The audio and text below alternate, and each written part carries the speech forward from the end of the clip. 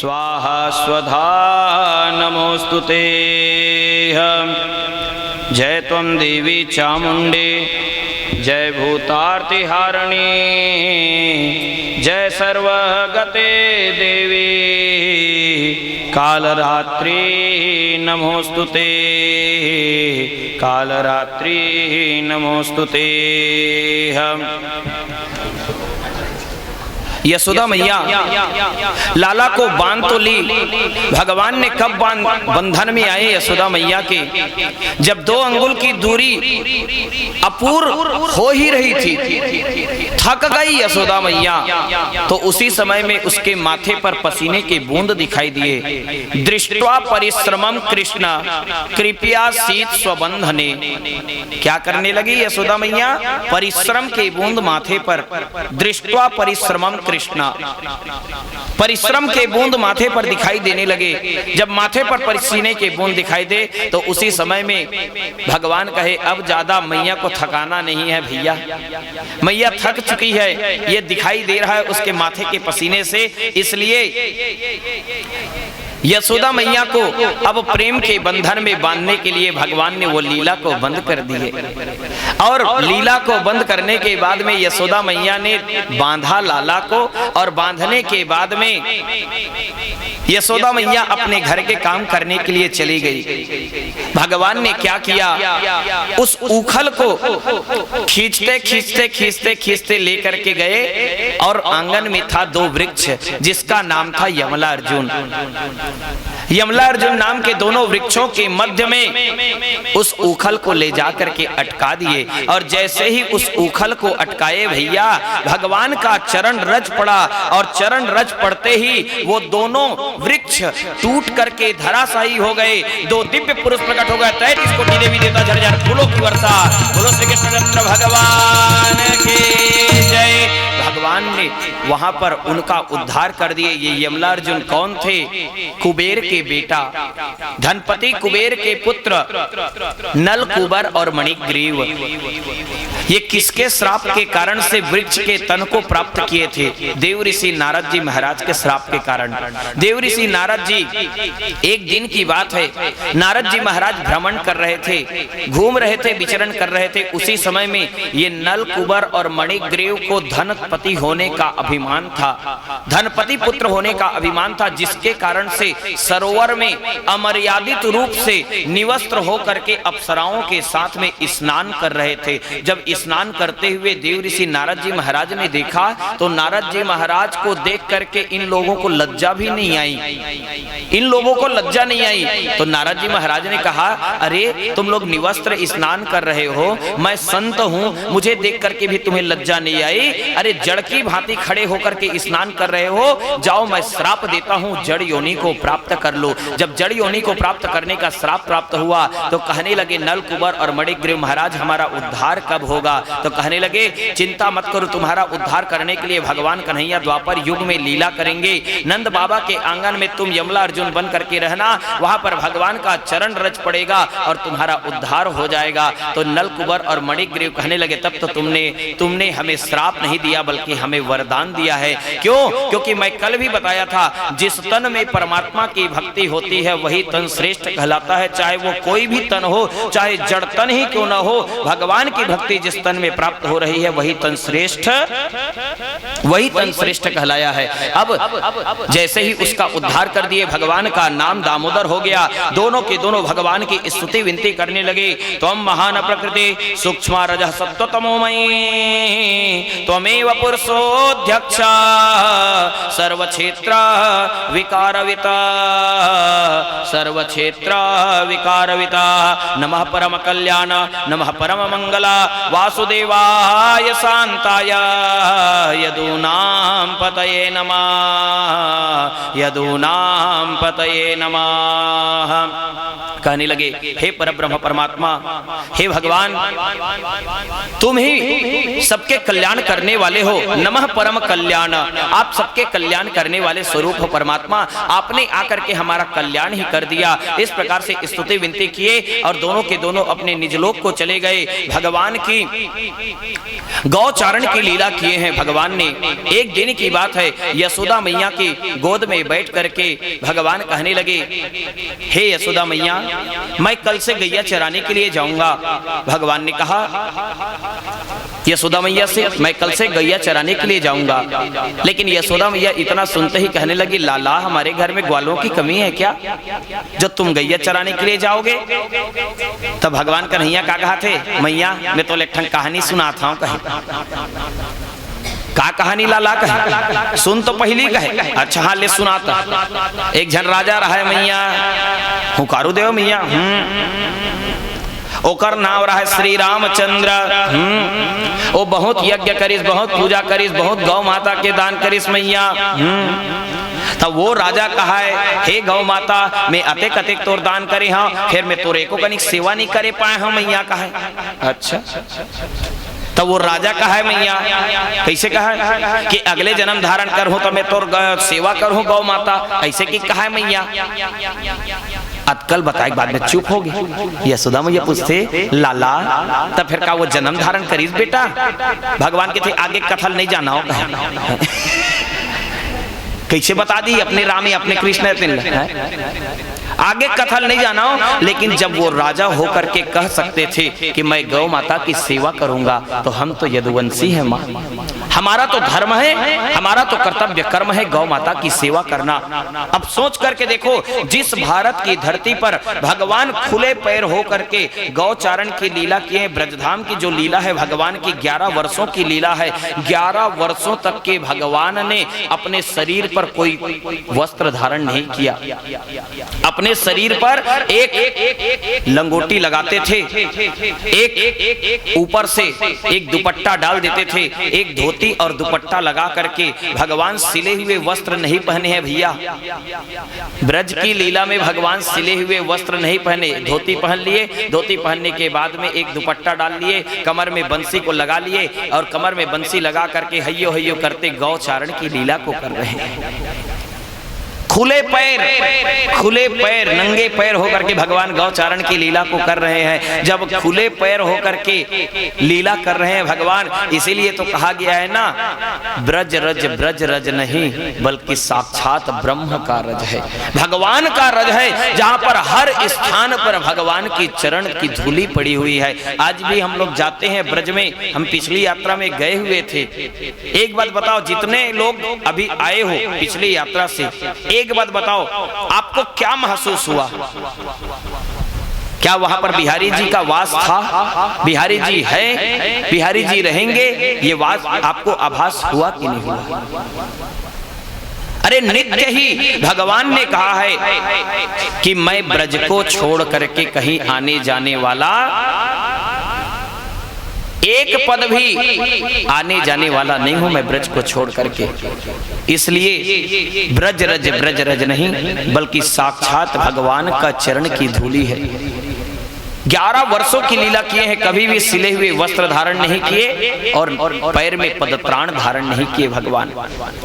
सोचने की बात है, जिस धरती पर भगवान लीला करके हमें दिखाए हैं कि गौ माता का पालन करना चाहिए, आज उसी धरती पर गौ का वध हो रहा है। कितना बड़ा कलंक है भैया। आज ये कोरोना फैला है ना, तो ऐसे ही मांसाहारी लोगों के कारण ही ये कोरोना आया है हमारे भारत देश में। भले ही विदेश से आया है, लेकिन मांसाहार जो ग्रहण करते हैं, अरे किसी जीव को मार करके अगर कहीं तुम ग्रहण कर रहे हो तो ये कहां तक के सही है? सोचने की बात है। किसी जीव की हत्या करके तुम उसे खा रहे हो। आजकल लोग कह देते हैं, हमारे घर का जवारा नहीं निकलो महाराज, जब तक नहीं पूजवन चढ़ा ले वो तब तक के हमारे घर के देवता मांगते महाराज। हमारे घर के देवता मांगते, कौन देवी देवता की थे? अपन लइकल मार दे की? आप कहेंगे क्या? आप कहोगे क्या अपने बच्चों को मारने के लिए?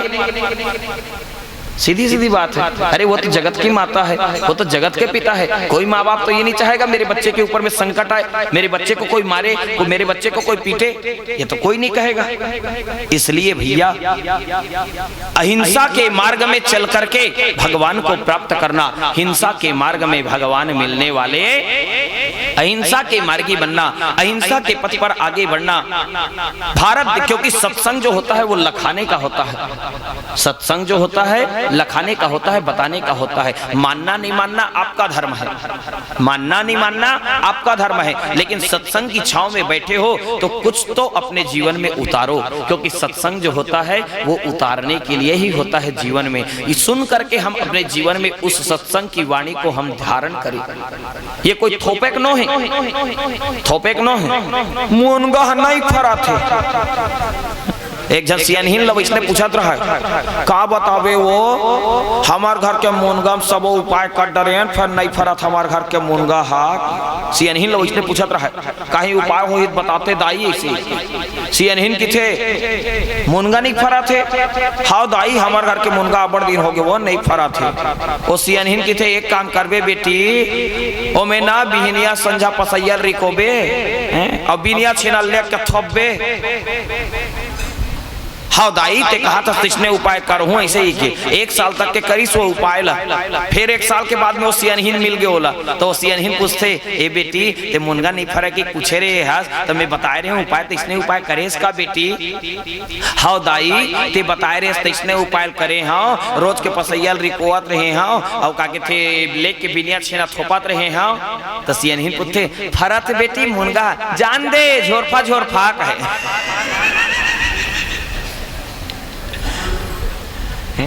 ये थोपने का नहीं है भैया, नहीं तो यहीं पर हम लोग 1 ड्रम शरबत बना देते हैं ज्ञान का, और शरबत बना करके सबको पिला देते, सब लोग ज्ञानी हो जाते हैं।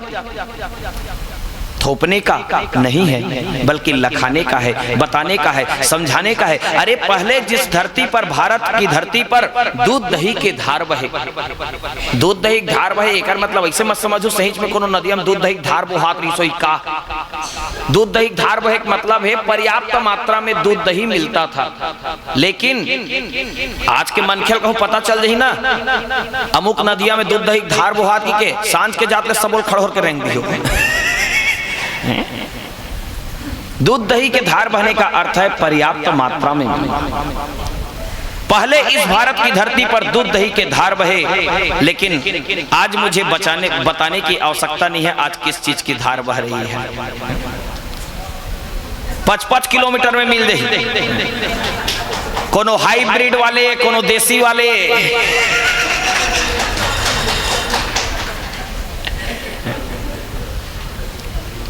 अरे ठीक है, ठीक है, राज्य सरकार को या केंद्र सरकार को सबसे ज्यादा कर, सबसे ज्यादा टैक्स कहीं से प्राप्त होता है तो वो है मदिरा।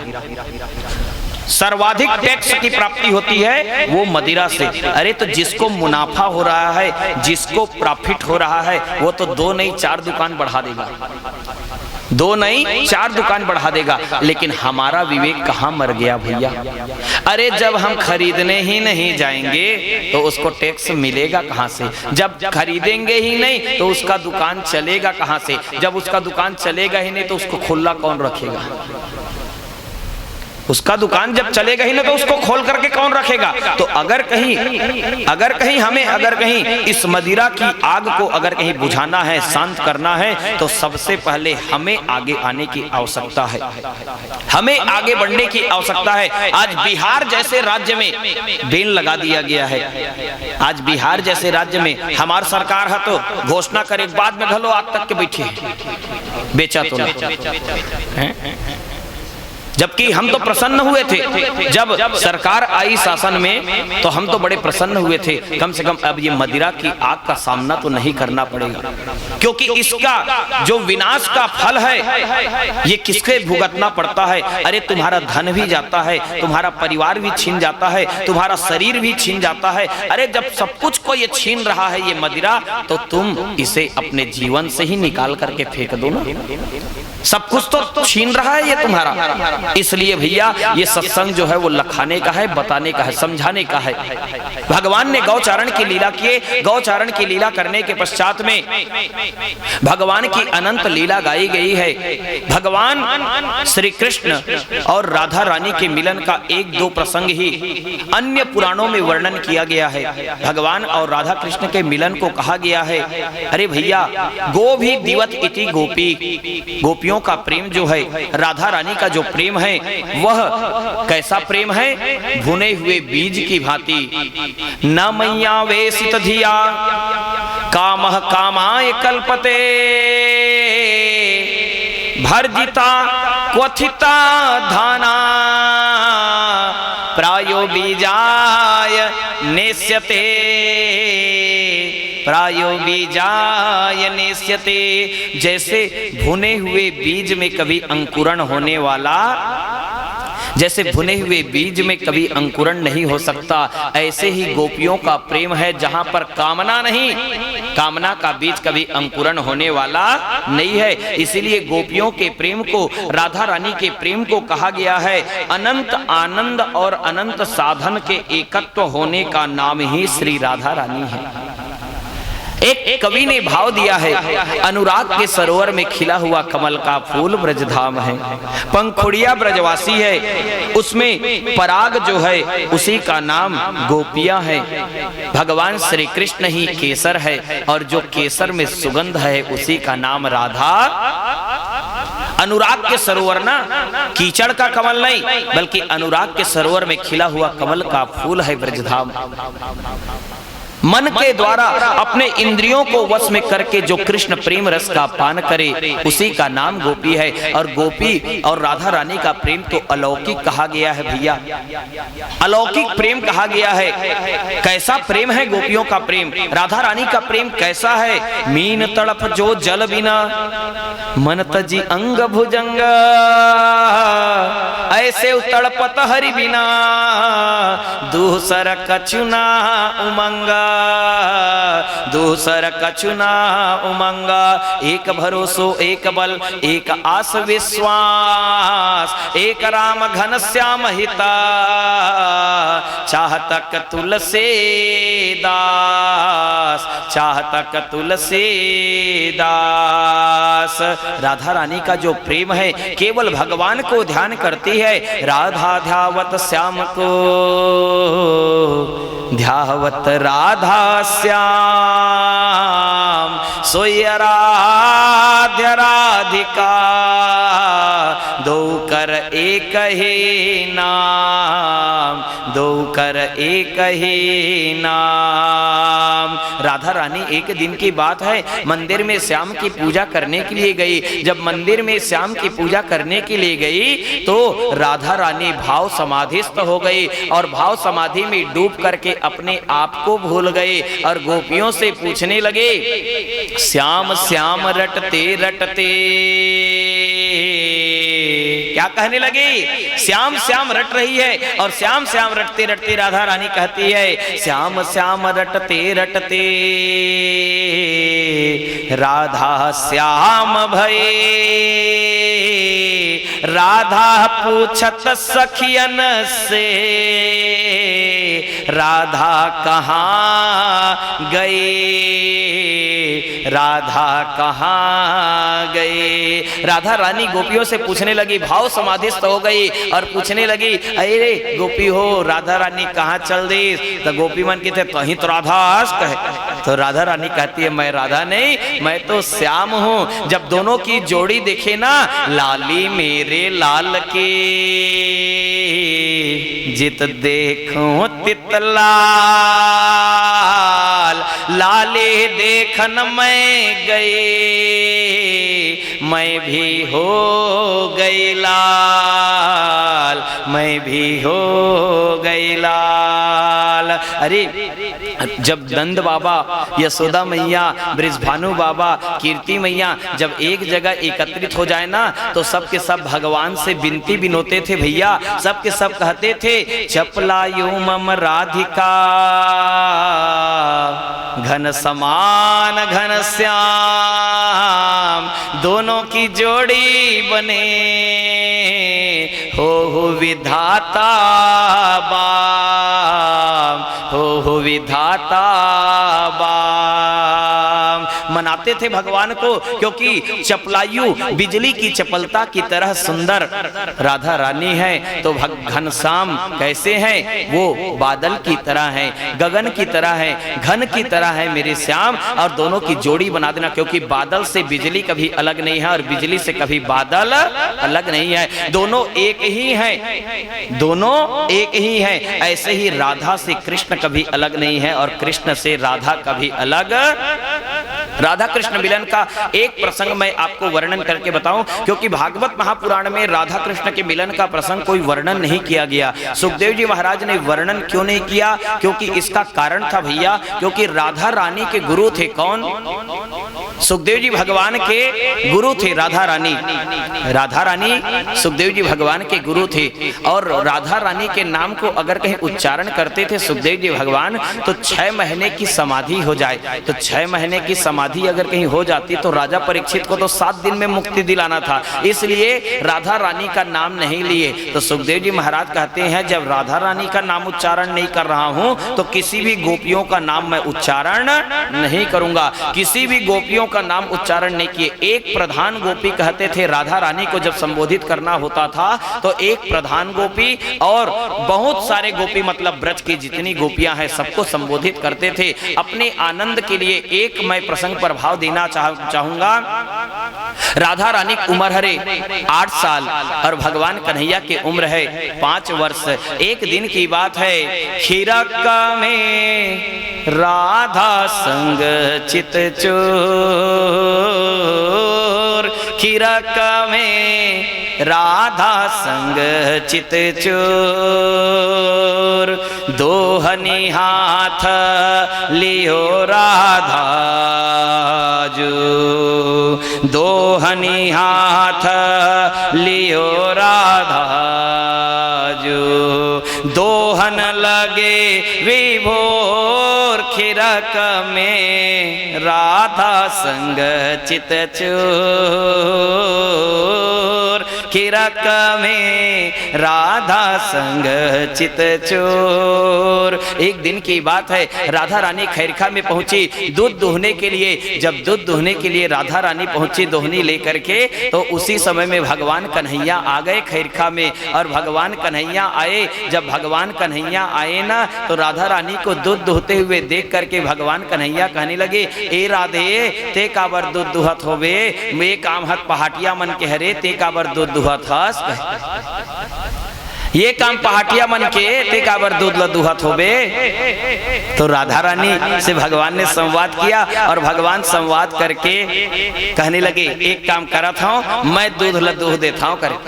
भगवान क्या किए, दोहनी हाथ लियो राधा जो, दोहन लगे विभोर खिरक में राधा संग चित चोर, खिरक में राधा संग चित चोर, प्यारे से दुहिते मन मोहन। भगवान क्या कर रहे हैं, राधा रानी को दूध दुहने नहीं दे रहे हैं, भगवान स्वयं दूध दुहने लगे। प्यारे से दुहिते मन मोहन, छीन लियो बरजोर। लेकिन छीन तो लिए, गौ माता के थन को छीन तो लिए, बरजोरी से छीने हैं, लेकिन क्या किए भगवान ने, दोहनी में दूध नहीं दूहतीस तो दोहनी में दूध दूहना छोड़ करके भगवान कहाँ दूध दूह रहे हैं। प्यारे से दुहिते मन मोहन, छीन लियो बरजोर। और भगवान करते क्या है?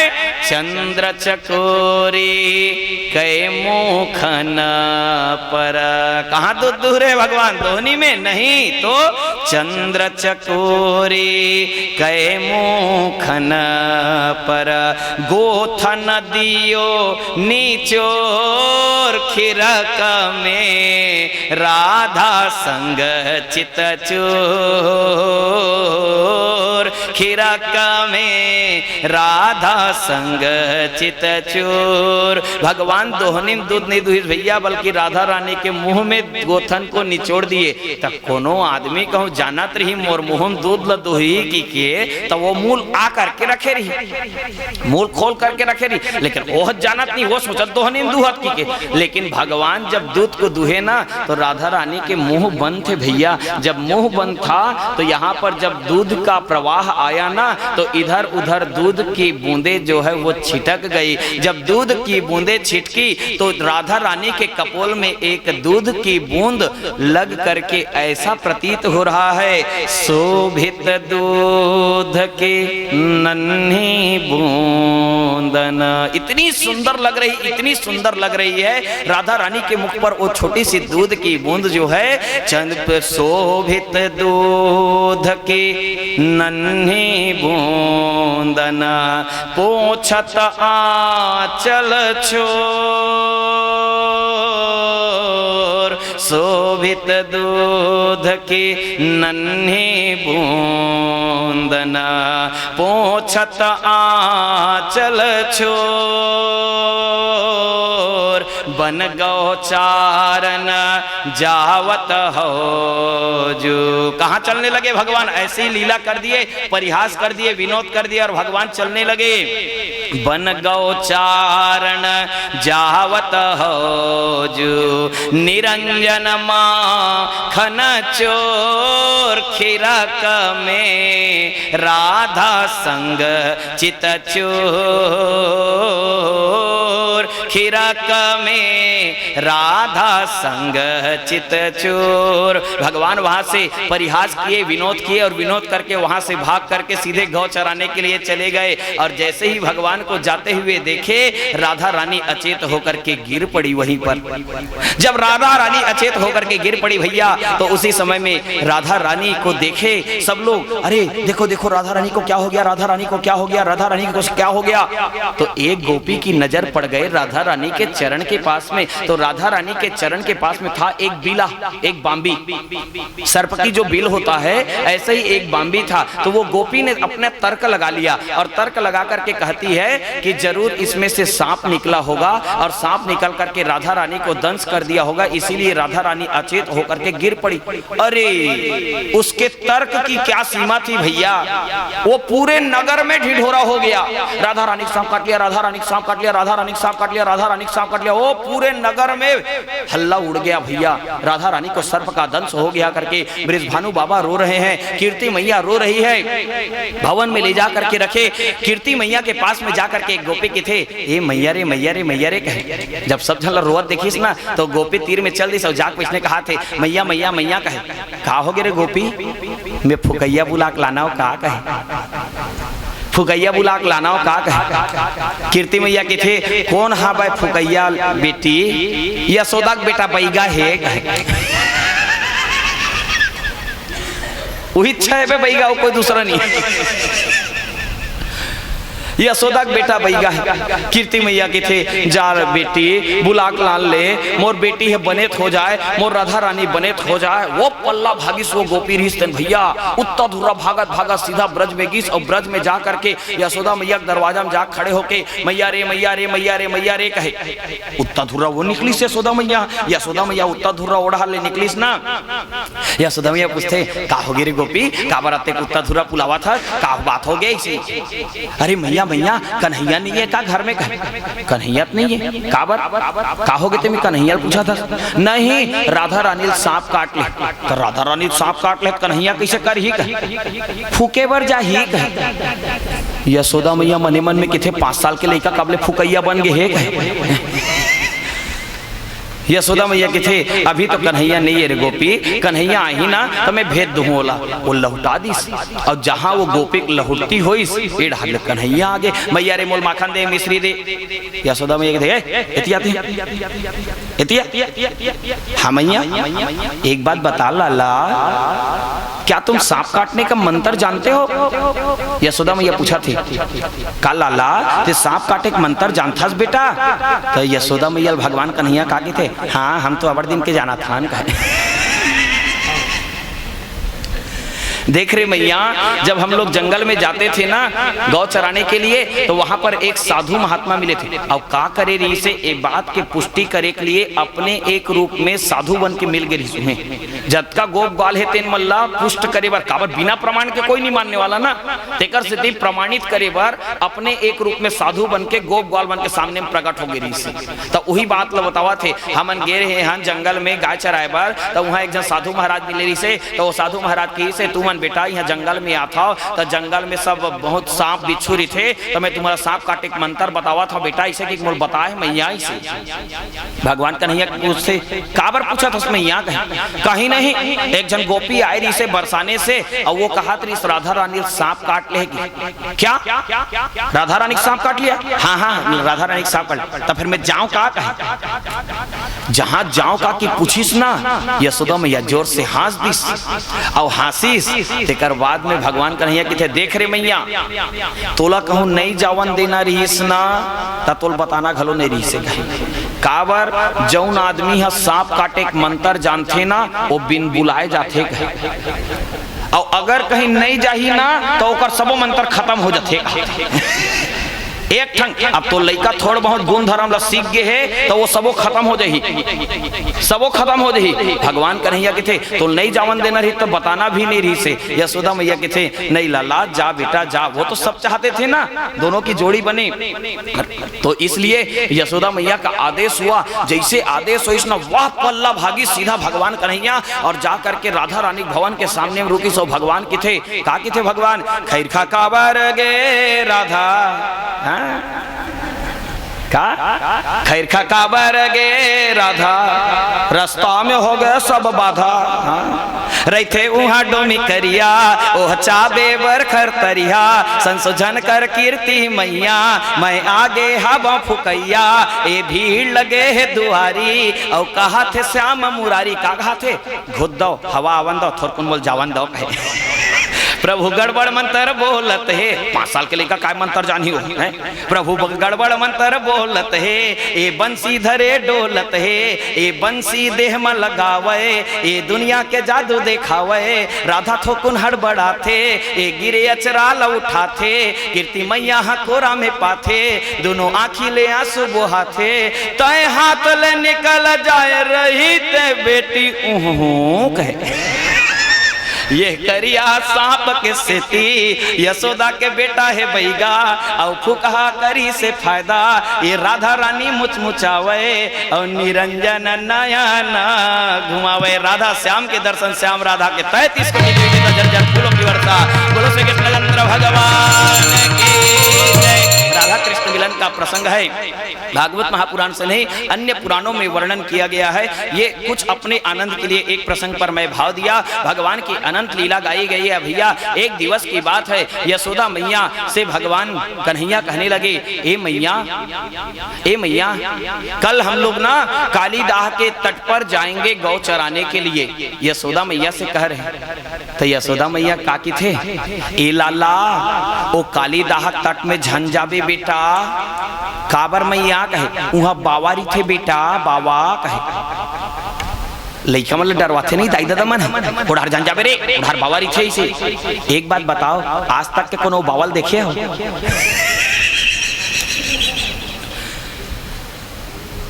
हमर दाई दादा उहित की ओकर दाई दादा उहित की हमर अपन लइका उहित कहा था अतकेच की थन उड़ार झन जाबे रे बावारी थे, लेकिन कोनो देखे हो का आज तक के बावल?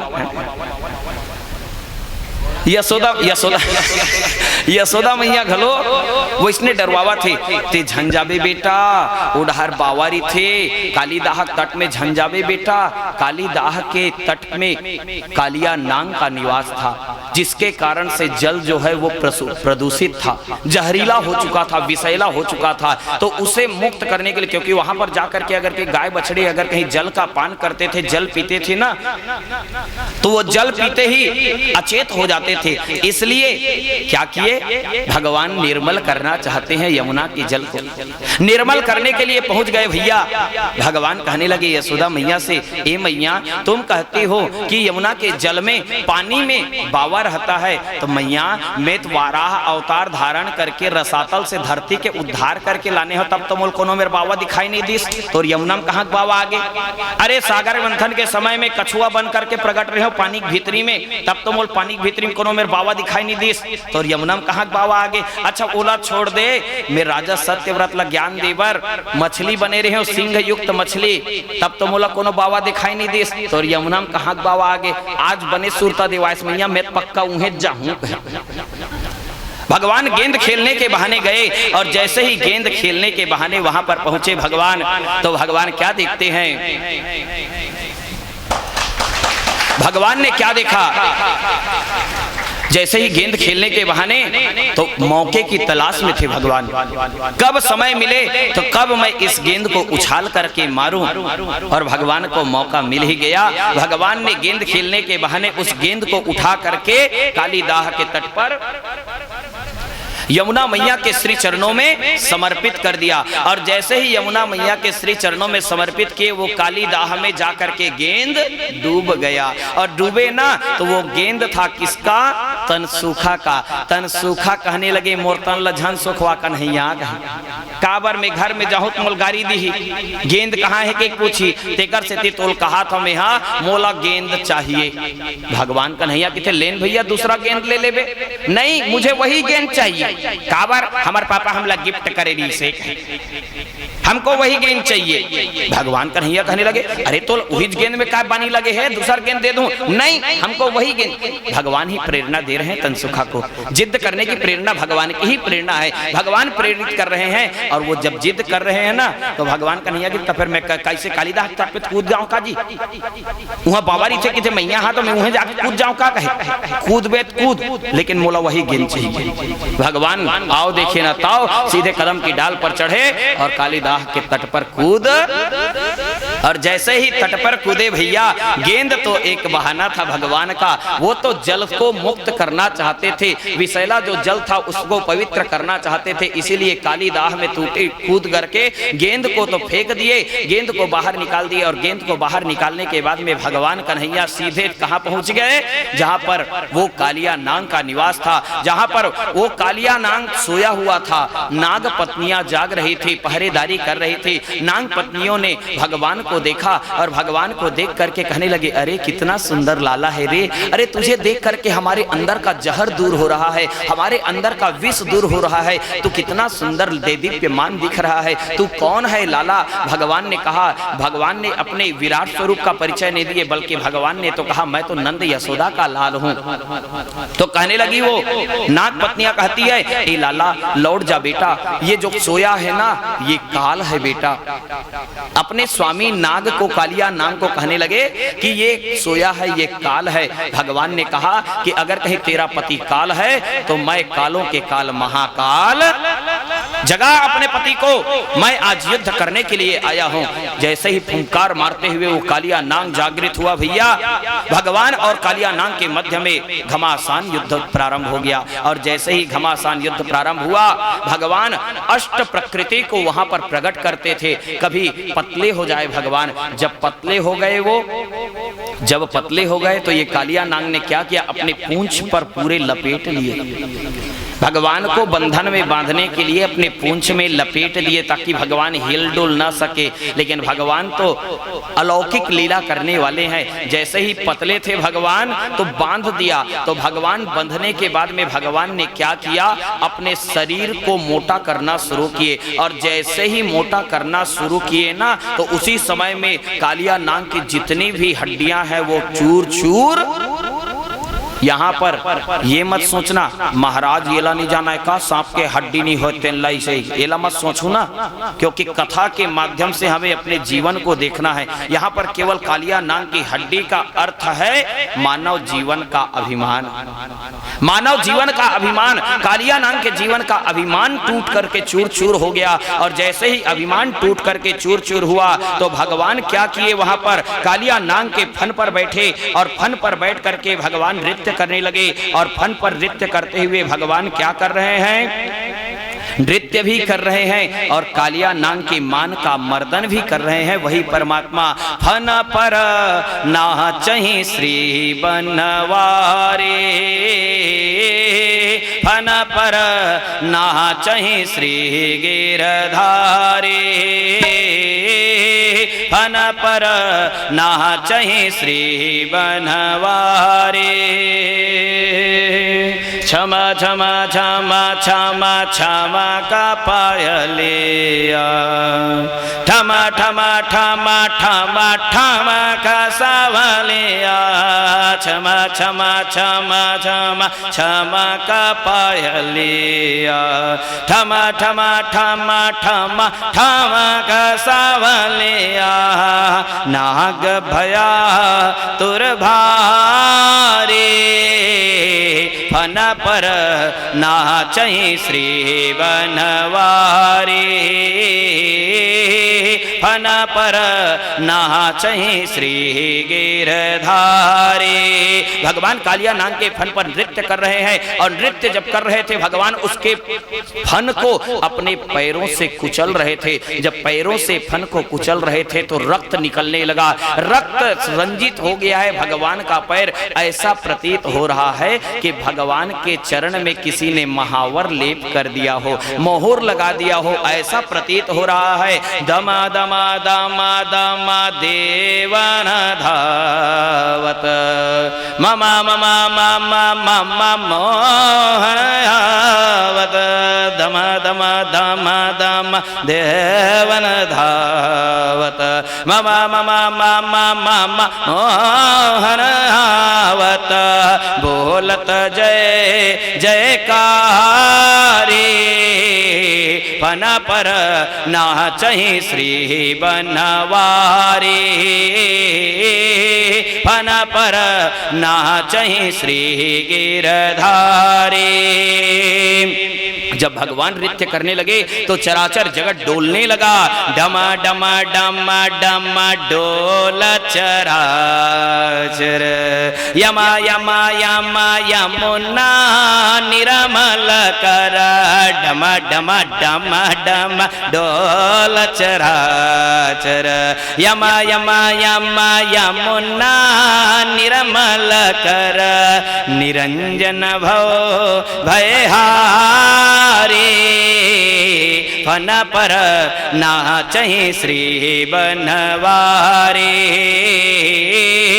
फन पर नाचहि श्री गिरधारी। भगवान का वहां पर नृत्य हो रहा, कालिया नाग के मान का मर्दन किए। 33 कोटि देवी देवता झरझर फूलों की वर्षा। बोलो श्री कृष्णचंद्र भगवान की जय। कालिया नाग को कहने लगे, ए इस स्थान को छोड़ और जाकर के रमणक द्वीप में वास कर। रमणक द्वीप में वास करने का अर्थ है सत्संग। रमणक द्वीप का अर्थ है सत्संग। सत्संग की छांव में जाकर के विषैला से विषैला इंसान भी पवित्र हो, जिसके अंदर में विष भरा हुआ है वो विष भी खत्म हो जाता है जब वो सत्संग की छांव में जाकर के बैठता है। तो इसीलिए रमणक द्वीप में जाने की जब बात कहे तो ये क्या कहता है कालिया नाग, भगवान गरुड़ का डर है मुझे, गरुड़ मुझे खा देगा, चिंता मत कर, गरुड़ तुझे छू भी नहीं सकता। क्यों? क्योंकि भगवान ने अपने चरण चिन्ह को सर्प के कालिया नाग के मस्तक में दिए, जो आज भी आप लोग किसी भी सर्प के मस्तक में फन पर आप उसे प्राप्त कर सकते हैं। वो भगवान कन्हैया के चरणार विंद है। कहने लगे गरुड़ जी का डर है। तो गरुड़ जी का डर क्यों है? क्योंकि कद्रु विनीता की कथा भागवत महापुराण में आती है। कद्रु विनीता की कथा में क्या हुआ, ये गरुड़ जी महाराज क्या करते थे, ककरो परिवार के सबो सांप लग खा देती, तो ककरो परिवार के एको झल्लन नहीं खावा, तो सब के सब जब का सांप रहीस ना तेन मन सब बैठका करीस, और बैठका करके सब जन की थे देखो भाई ककरो परिवार के सबो झन लग खा देते, ये गरुड़ है, ककरो परिवार के एको झन नहीं मरे रहा है, तो एक काम करबो काली जुअर ले सब झन हा एक एक झन अपन अपन परिवार के देबो, रोज के एक नियम बना दीस, ए परिवार के एकर बारी, ए परिवार के एकर बारी, ए परिवार के एकर बारी करके सबके नियम बना दीस। लेकिन जब सब झन के नियम बना दीस, जब कालिया नांग के बारी आईस ना, तो ये कालिया नांग का करीस, अपन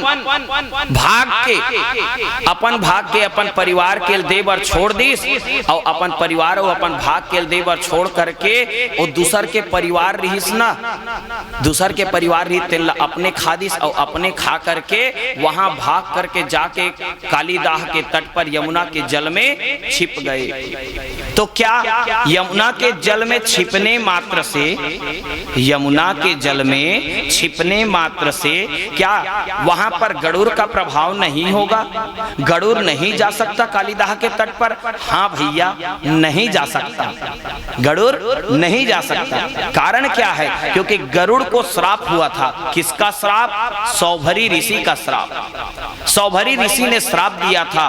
क्यों? क्योंकि सौभरी ऋषि एक दिन की बात है, यमुना के जल में खड़े होकर के संध्योपासन कर रहे थे, भगवान की पूजा अर्चना कर रहे थे। जब भगवान की पूजा अर्चना कर रहे थे तो उसी समय में ये गरुड़ जी महाराज पहुंचे, और पहुंच करके वहां पर मछली खाने लगे। जब मछली खा रहे हैं मतलब हिंसा कर रहे हैं, तो हिंसा करते हुए देखे ना, तो वो कहने लगे अरे मैं यहाँ पर भगवान का पूजन कर रहा हूँ और तुम यहाँ पर हिंसा कर रहे हो, जा मैं श्राप देता हूँ, आज के बाद दोबारा कभी इस स्थान पर आओगे तो जल करके राख हो जाओगे। ये श्राप मिला है गरुड़ जी महाराज को। इस बात को कालिया नांग जानता था, इसीलिए यमुना के जल में कालीदाह के तट पर वो छुपा हुआ था। भगवान ने कहा चिंता मत कर, अब तुझे गरुड़ से डरने की जरूरत नहीं है, गरुड़ तुझे कुछ भी नहीं करेगा। भगवान ने वहां पर यमुना के जल को स्वच्छ किए, पवित्र किए, और पवित्र करने के बाद में भगवान की पंच लीलाओं में पंच महाशुद्धि कहा गया है। पंच महाप्रकृति की शुद्धि, जैसे कि माटी खाने के बहाने धरती की शुद्धि, माटी खाने के बहाने धरती की शुद्धि, कालीदाह के तट को पवित्र करने के लिए भगवान ने यहाँ पर जल की शुद्धि, कालीदाह के तट को पवित्र किया, अर्थ जल की शुद्धि। व्योमासुर, व्योम मतलब होता है आकाश, व्योमासुर का वध मतलब आकाश की शुद्धि। और तृणावर्त नाम के राक्षस जो हवा के रूप में आया था, चक्रवात हवा के रूप में आया था, हवा की शुद्धि। और भगवान ने दावाग्नि का पान किया। दावाग्नि का पान करने का अर्थ है आग की शुद्धि। इस प्रकार से भगवान अपनी पंच लीलाओं में पंच महाशुद्धियों को प्रकट कर रहे हैं। पंच शुद्धि किए हैं भगवान ने, क्षिति जल पावक गगन समीर, ये पांच तत्व जो है इसकी शुद्धि किए हैं भगवान ने। अब यहाँ पर देखे भगवान ने बंसी का नाद किया। जब भगवान बंसी बजाते थे तो जड़ चेतन हो जाए, चेतन जड़ हो जाए। शास्त्रों में कहा गया है भैया भगवान की बंसी का जो नाद है इतना मधुर होता था कि जड़ भी चेतन बन जाता था। अरे पानी आ जाए, सूखी सूखी लकड़ियों में पानी आ जाए। जब भगवान गोपी मन के रांधे बेर में बंसी बजा देतीस ना, तो सूखा सूखा लकड़ी जोर के आगी बारे रहा है, तेन सबों में पानी ओगर जाए। और पानी ओगर है ना, तान ओकर मन के दार भात साग सबो बिगड़ जाए। रोज के झगड़ा हो दार हो जाए, अचूरा भात हो जाए, चिबरी आलू भाटा जियत रहे। रोज के झगड़ा लड़ा मन ग्वाला मन के संग में। ग्वाला मन दिन भर के कमाए धमाए आए बेचारा है, अब इसने चिबरी चिबरी रखबे कर तीर में, तो ग्वाला मन रोज के गुस्सा करे। वो मन कहा है ये का तुमन भोजन हमला परोसता, न दाल चूरे रहा है, न भात चूरे रहा है, न साग चूरे रहा है, ऐसने कोनो दाल भात साग रांधी ऐसे ही गई। तो वो मन काकी से गोपी मन है तू मन हमन ला दोष देता हो, लेकिन हमार मन के कहीं गलती नहीं है। ये कन्हैया हाँ हमार मन के रांधे के बेर में बंसील काबर बजावत हो ही तेक है। काबर जहां वो बंसील बजाते तान सुखा सुखा लकड़ी जोरे रहीथन, हमन आगी बारे रहीथन, दिन में पानी ओगर जाते ताने आगी बुझा जाते, आगे बुझाते तान दाल अचूरा हो जाते, भात चिबरी हो जाते, आलू भाटा जियत रहीथे। हमार मन के कोई गलती नहीं है। ग्वाला मन के थे वाह गोपी हो कहे रंधैया तू मनाओ और दोस्त देवा था कन्हैया ला, तू मन ऐसे काबर नहीं कहा हमारा राधे कड़े बनिया हमारे घराना अच्छा चिबरहीन घराना है कि ऐसे काबर नहीं कहा कन्हैया दोस्त देवा था तुम ना। तो ये गोपी मन सबोक सबोझन एक जगह सकलागे और सबोक सबोझन चल दी भैया कन्हैया तीर में, और कन्हैया तीर में जा का थे मुरहर रंधन समय माँ कहने लगी गोपियां मुरहर रंधन समय माँ कुरु मुरली रवम मधुरम निरस मेधो रसताम कृषानुरप्येति कृषतरताम कृषानुरप्येति कृषतरताम। गोपियां कन्हैया से कहने लगी ए कन्हैया ते हमर मन के रांधे गढ़े के बेर में बंसील मत बजाए कर कन्हैया, काबर ते बंसील बजाथा तान जड़ चेतन हो जाते, चेतन जड़ हो जाते। ता हमर मन के रांधे के बेरा हमन निवेदन करा थान हमर मन के रांधे के बेर में बंसील मत बजाए कर कन्हैया। भगवान कन्हैया के थे वारे गोपी हो बंसी हरे मोर बजैया हरा मैं, तुम पूछे बर जाऊं पूछे बर जाऊं तुम कतका देर बजाओ रे गोपी होगी। ता जब इसने की हिस ना तान एक जन गोपी का की थे अरे गोपी ए बजावा थे तेकर दोष नहीं है रे गोपी, ए बाजा थे तेकर दोष है कि अब बंसी डहार खपलेक शुरू कर दिस। अब जहां बंसी डहार खपलेक शुरू करीस तहन बंसील का कहा थे देख तो रे गोपी एकर कतेक बड़ भाग है। यहाँ दे 10 मन के गद्दा अंगुलील कहा थी 10 मन के गद्दा अधर के तकिया, अब यहाँ देखा था सरे 2 ठंग पंखा घलो लगे है कहे ये पलक ला पंखा कहा और 2 जन दासी सेवा करा थे कौन ला आखिल दासी कहा अतेक बड़े कर भाग ला देख ले रे गोपी जिन में दासी घलो एकर सेवा करा थे। यहाँ तरह 10 मन के गद्दा है अधर के तकिया लगा करके रखे है। जब गोपी ऊपर वैसने की हिस गोपी मन वैसने की हिस ना बंसीला तो बंसी जी खिसिया गे बंसी की थे अरे मोरे असम तुहु मन तपस्या करके देखा आँख फुट्टी हो तुहर मन के काबर आँखी फुटत होई थे। अरे मैंने कितनी तपस्या की है, मैंने कितनी तपस्या की है। गोपी मन का उलाहना देते का बताबे रे गोपी, लीम के पेड़ के तीर में चंदन के पेड़ रहे बहिनी तलीम में सबो चंदन के खुशबू आ जाते, फिर लीम के पेड़ के तीर में कहूँ बांस के पेड़ रहे सूखा बांसे ताय कहे। गोपियों से कहने लगी बंसी अरे मैंने क्या नहीं सहा है भगवान के अधरों में लगने के लिए, भगवान के अधरों को प्राप्त करने के लिए मैंने क्या नहीं सहा है। 6 ऋतुओं की मैंने मार सही, जंगल में थी मैं पड़ी हुई थी 6 ऋतु, क्या गर्मी क्या बसंत क्या शिशिर क्या हेमंत क्या ग्रीष्म, इन सभी ऋतुओं की मैंने मार सही है। उसके बाद में जब मुझे काट करके लाया गया तो मेरे पेट को अंगारों से भूंजा गया, 7 छेद करना पड़ता है ना, 7 छिद्र किया गया मेरे पेट में, 7 छेद होता है। लेकिन फिर भी मैंने भगवान के अधरों में लगने के लिए इन सभी को सहा है। जैसे भक्त प्रहलाद ने सहा है भगवान को प्राप्त करने के लिए, चाहे प्राण चले अब जाए मेरे राम न छुटने पाए, चाहे जान चले अब जाए मेरे श्याम न छुटने पाए, भक्तों के दुख दूर करैया राम राम राम, सब मिल प्रेम से गावो भैया राम राम राम। तो यही है भाव भैया। बंसी कहती है कि मैं अपने स्वामी की इच्छाओं को सुरों में ढाल देती हूँ।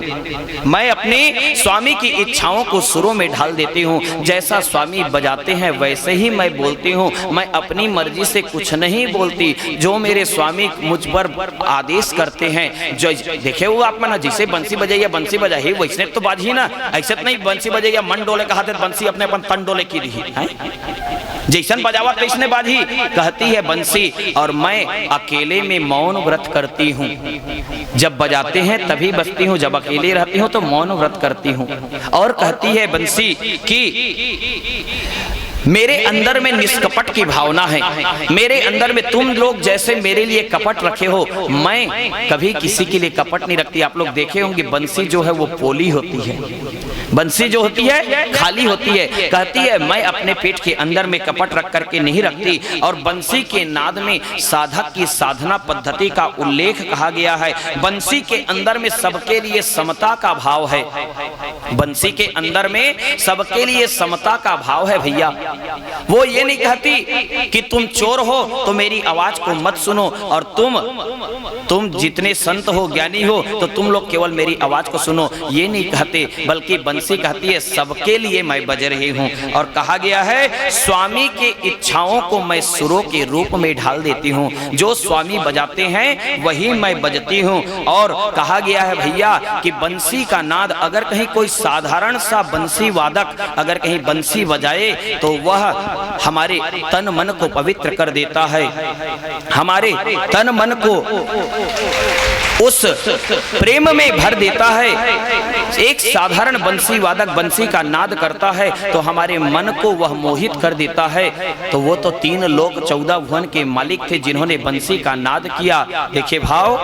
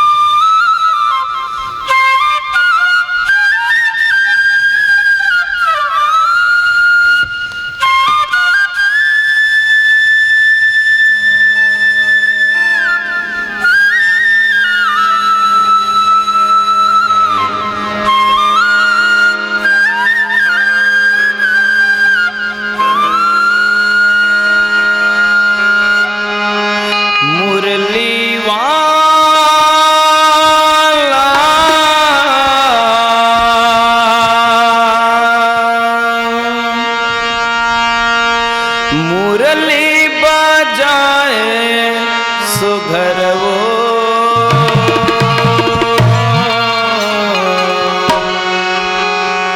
मोहि डारे गोपी मल्लना, मोहि डारे गोपी मल्लना। मुरली वाला मुरली बजाए सुघर वो मोहि डारे गोपी मल्लना, मोहि डारे गोपी मल्लना।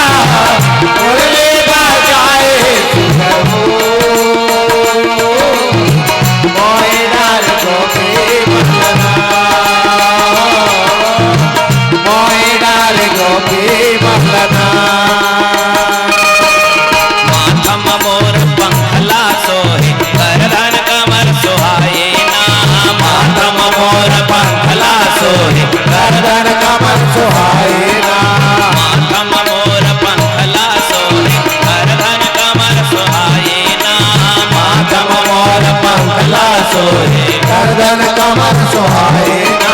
मुखमा मुरली पाँव पैजनिया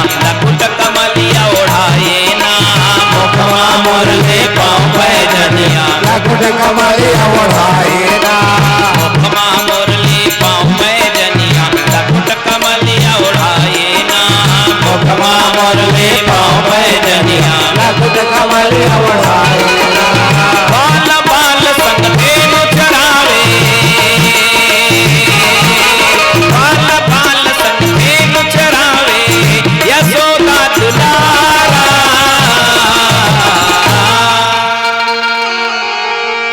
यशोदा दुलारा ना मुरली वाला आओ के साथ ताली से बजाते ओए डाल गोपी मदना ओए डाल गोपी मदना मुरली बजा के तैयारा गोपी मन बुलाए ना मुरली बजा के तैयारा गोपी मन बुलाए ना मुरली बजा के तैयारा गोपी मन बुलाए ना मुरली बजा के तैयारा गोपी मन बुलाए ना भागत भागत गोपी आके धुन मां गुम हो जाए ना भागत भागत गोपी आके धुन मां गुम हो जाए ना भागत भागत गोपी आके धुन मां गुम हो जाए ना भागत भागत गोपी आके धुन मां गुम हो जाए ना कत का सो घर रूप तोरे कत का सो घर रूप तोरे नयन समाए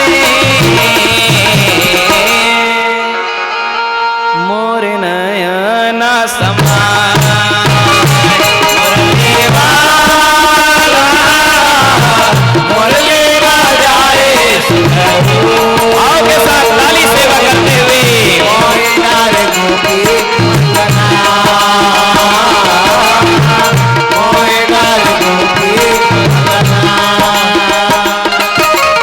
देव निरंजन नाम लरट के भवसागर तर जाबे ना देव निरंजन नाम लरट के सागर तर जाबे ना देव निरंजन नाम लरट के भवसागर तर जाबे ना देव निरंजन नाम लरट के सागर तर जाबे ना मन के करते क दिन ले माया मोह में बुला देना मूर्ख मन के करते क दिन ले माया मोह बुलावे ना मूर्ख मन के करते क दिन ले माया मोह में बुला देना मूर्ख मन के कार्तिक दिन माया मोह बुलावे ना जिंदगी हथोरे अमोल भैया जिंदगी हथोरे अमोल भैया बिरथा गवाए तह बिरथा गवाए मुरली वाला मुरली बजाए